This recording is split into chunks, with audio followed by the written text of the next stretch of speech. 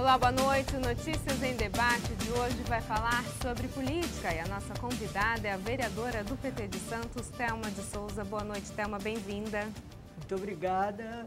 Eu que agradeço essa possibilidade de falar com você e falar com os telespectadores e telespectadoras da TVB Band Litoral.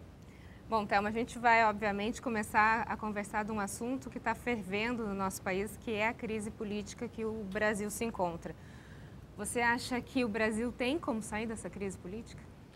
Olha, querida, eu acho que toda crise, aliás, alguém já disse, não, alguém não, e é verdade, crise no vocabulário, no ideograma chinês, quer dizer oportunidade. Então, toda vez que uma situação acaba chegando a um limite, ela tem que se transformar, para o bem ou para o mal, ela não continua.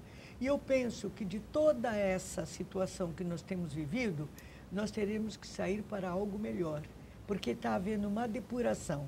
Quem acredita em horóscopo, quem faz astrologia, sabe que nós estamos chegando ao fim de uma época, ao fim de uma era.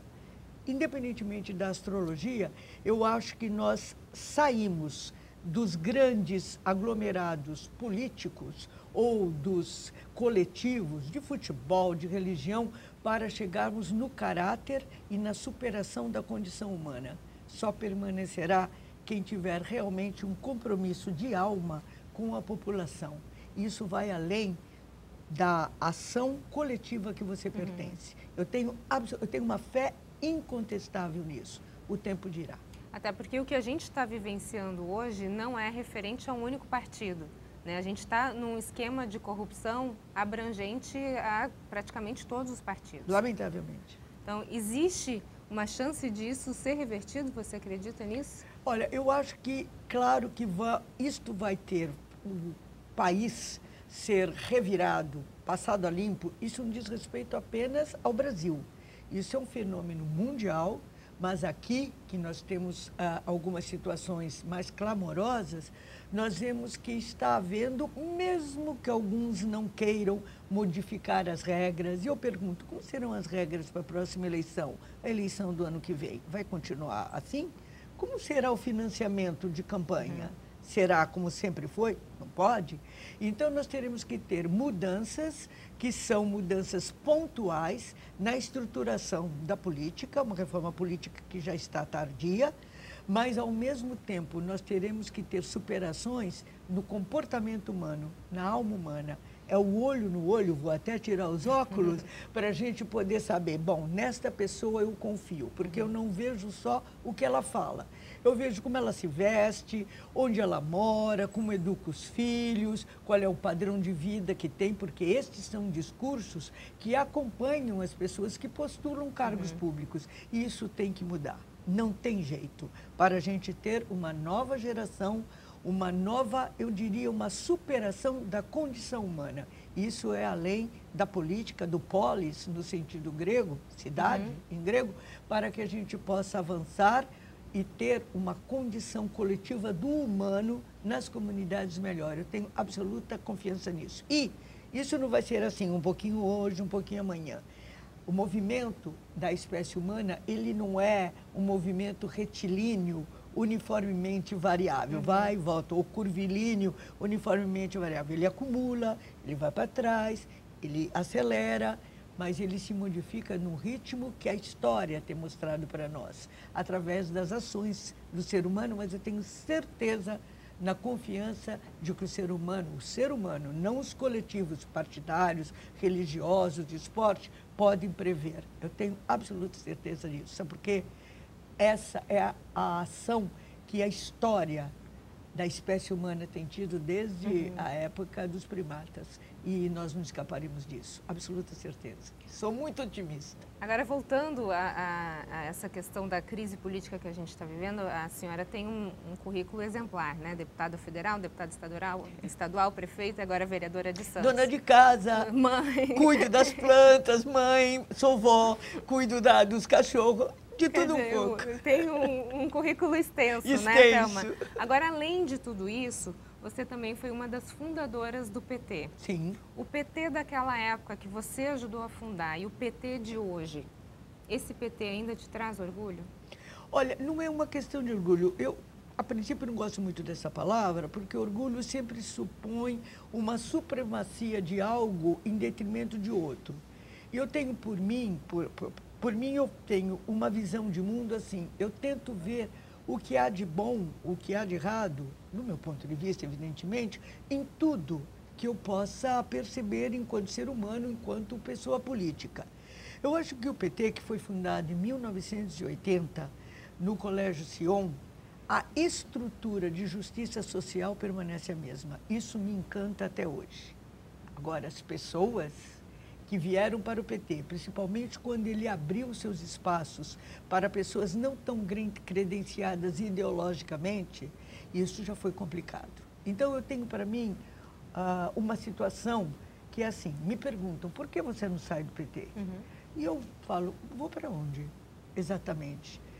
No PT, com todas as dificuldades que existem, e no campo político, você mesmo iniciou o programa assim, a gente tem o que falar do ponto de vista da ação social, o que defender. Por exemplo, hoje a nossa região carece de representantes, especialmente em nível federal, das camadas mais populares. Nós não temos deputados que abracem a questão de massa, a questão das grandes lutas, por exemplo, a questão da reforma da Previdência, a reforma trabalhista, é lamentável. E esta lacuna, o PT preenche, mesmo que neste momento não em nível federal. Então, isto me dá uma profunda tranquilidade que o nosso ideário, a nossa ideologia, o nosso comprometimento continua sendo tão forte quanto. Agora, há pessoas que chegaram a nós que não podem estar conosco. Não sou eu que tenho que sair, são eles, para que a gente possa continuar aquela trajetória que começou em 1980. É evidente que após 37 anos, que é o tempo que nós estamos em partes do poder, em partes de governos, mas nunca o poder da elite de classe social do país, nós não conseguimos chegar a esse poder, houve deturpações, mas o ideário do PT ele continua firme. Ele continua sendo o partido preferido no país. Olha só, com tantas coisas acontecendo. Mesmo, desculpa te interromper, mas mesmo a gente tendo um retrato novo do PT hoje no nosso país, a gente teve uma perda de 374 prefeituras. Sim. Né? É um número considerável. Mesmo assim, para meu espanto, nós somos o partido que ainda tem a preferência nacional. Não estou falando só do Estado de São Paulo. Ele tem a preferência nacional em pesquisas feitas pela Folha de São Paulo, que não é necessariamente aliada das classes populares, tem um outro tipo de ação. Não quero contestar, estou dizendo que é diferente. Então, eu acho que o PT continua e eu tenho lutado para que nós viemos agora, na última semana, do 6º Congresso, que é um congresso que acontece de 4 em 4 anos, para a gente reformular e reativar e ainda ter uma assertiva forte naquilo que nós entendemos como correto para a justiça social. Aqueles que não se comprometem com esses postulados ou que entraram, prevaricaram, se comprometeram somente usando o dinheiro que não deveria, essas pessoas têm que sair. Não tem saída. É uma depuração que tem que acontecer. Agora, 40 anos depois, alguma coisa teria que ter sido modificada. O ruim, pessoas que se apoderaram da sigla ou vieram para a sigla de uma maneira negativa, mas, por outro lado, a manutenção de um processo, de um projeto que é de uma altíssima justiça social. Haja visto os intelectuais do país que continuam conosco. Okay, então, no próximo bloco, a gente continua a falar do PT e da crise política no país e na nossa região. Não sai e nós voltamos em instantes. Até já. Notícias em Debate está de volta. O nosso assunto de hoje é política e a gente conversa com a vereadora do PT, Thelma de Souza. Thelma, a gente estava conversando que você, como uma das fundadoras do PT, como que hoje se apresenta esse partido? Com toda essa confusão envolvendo o ex-presidente Lula, como é que você vê isso? Você acredita na inocência dele? Olha, eu acho que existem algumas variáveis em torno dessa questão. Evidentemente, quem é das classes populares, quem tem afinidade com o Lula, vai ser inocente. Quem não é, não, é culpado. Eu acho que a questão está além disso. Eu acho que existe um grande jogo no país, não é? Que passa pelos 8 anos do governo Lula, depois seriam 8 anos do governo Dilma. Eu acho que aqueles que detinham o poder, tradicionalmente, desde Cabral, não gostaram muito. Eu acho que foi um absurdo o que aconteceu com a Dilma. Ela foi julgada por questões muito mais simples e leves do que o que está acontecendo com o vice-presidente, eu chamo de presidente ilegítimo, Michel Temer. Mas você, na hora certa, vai me perguntar, eu imagino, sobre isso.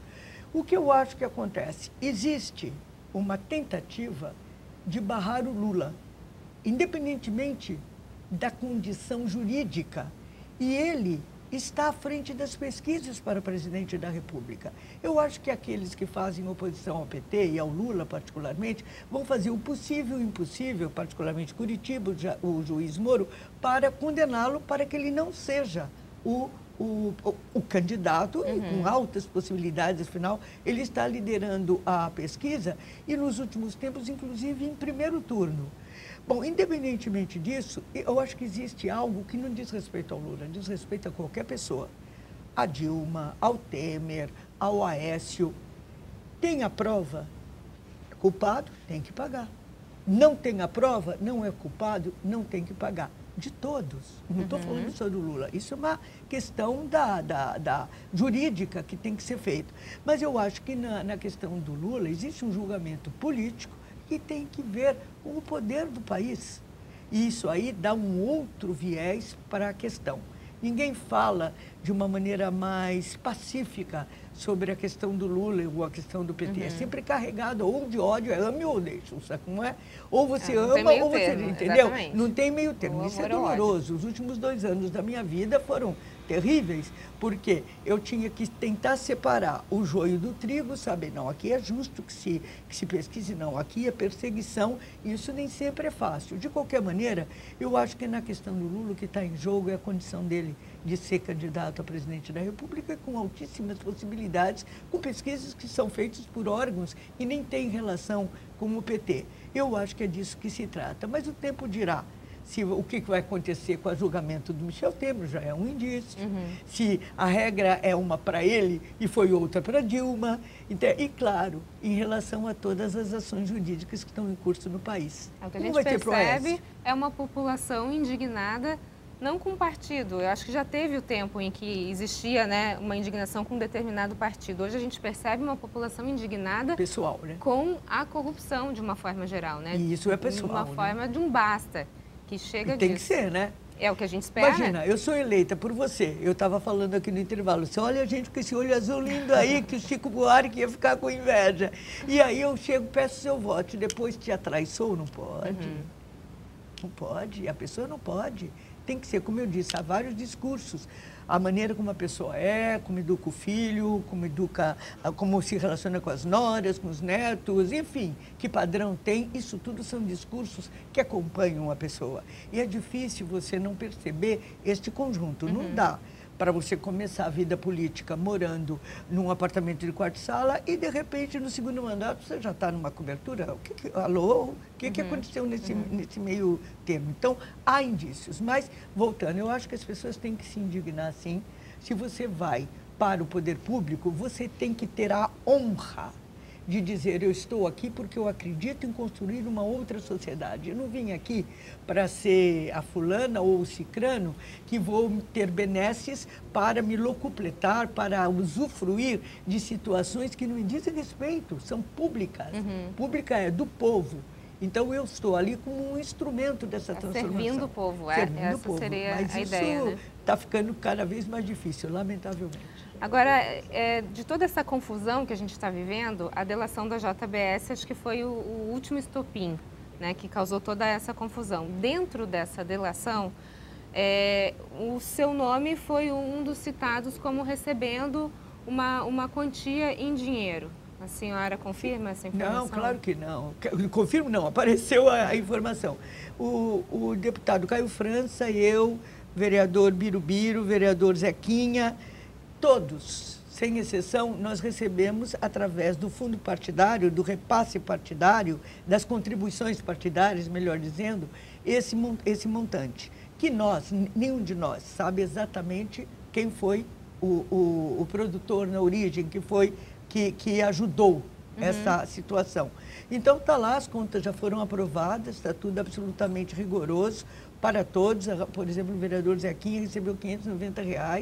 Então, é complicado generalizar tudo, mas todos eles, os 5 ou 6 que foram citados, eles vêm de uma contribuição partidária em nível federal e nível estadual, através dos diretórios. É mais complexo, não é, pessoal? Eu não conheço ninguém na JBS. Falando ainda dessa questão, a senhora acredita na cassação do Temer? Da chapa Dilma Temer? Olha, até anteontem, né? Nós estamos aqui numa sexta-feira, final de semana, eu até achava, mas houve umas guinadas, não é? Quando o Supremo, o Tribunal Eleitoral, o TSE, o Supremo das Eleições, estava indo na toada de receber as novas denúncias, como, por exemplo, o áudio em que o Michel Temer foi ouvido através de uma gravação de um dos donos da JBS, eu achava que estava tendo uma outra guinada. Porém, nos últimos 2 dias, a gente está vendo que o Gilmar Mendes está tentando tirar a possibilidade de se receber novas provas, o que muda, me parece, até agora, está mudando o caminho para uma absolvição. E aí me fica a pergunta, para Dilma pode, para ele não? O que é isso? No próximo bloco a gente continua a falar um pouquinho mais sobre esse assunto. Não sai daí, nós voltamos em instantes. Até já.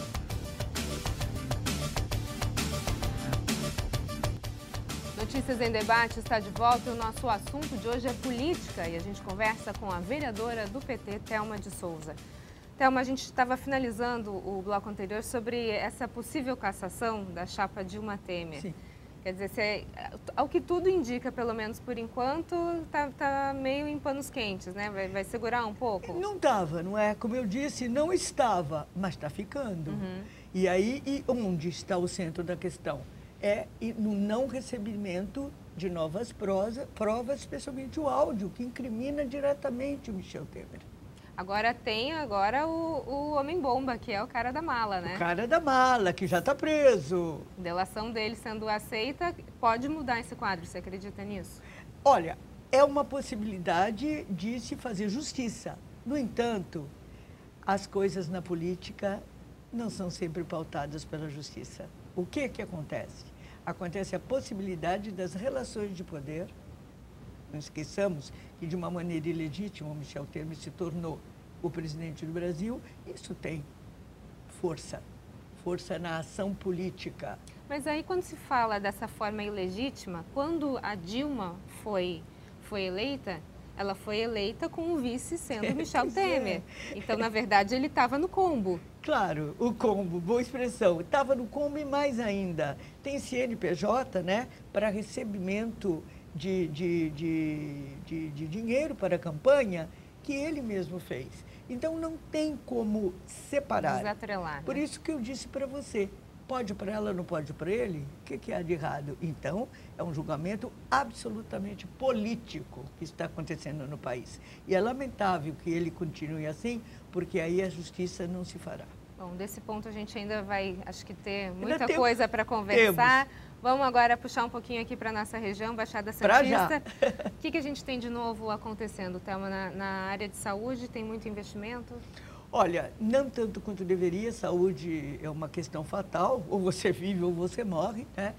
Hoje mesmo nós fizemos uma audiência pública, por eu ser a presidente da Comissão de Saúde da Câmara de Santos. Nós temos pautado desde fevereiro uma série de situações, desde que a Câmara começou a agir, sobre a saúde.